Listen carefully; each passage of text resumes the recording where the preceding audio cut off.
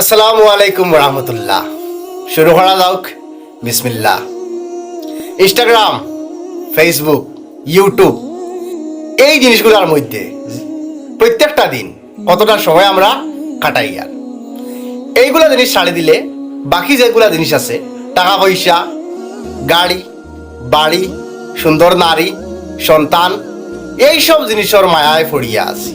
কিন্তু বাস্তবে আমরা যে ভুলে গেছি, আমরা যখন মারা যাওয়ার পরে এইসব জিনিসগুলা আমরা লগে যাইব নি, একটা জিনিসও আমরা লগে যাইতো না। কেউ তোমার মোবাইল নিয়ে তোমার খবরও দিব নি, দিত না।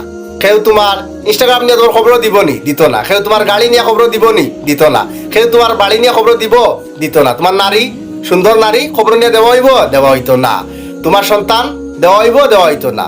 কোনো জিনিসও তুমি খবর লইয়া যাইতে পারতাই না। খবর যদি লইয়া যাইতে চাও, আল্লাহ যে ইমান আনার লগে লগে যে আল্লাহ যে প্রথম আদেশ যে জিনিস করছেন সেটা হইল নামাজ।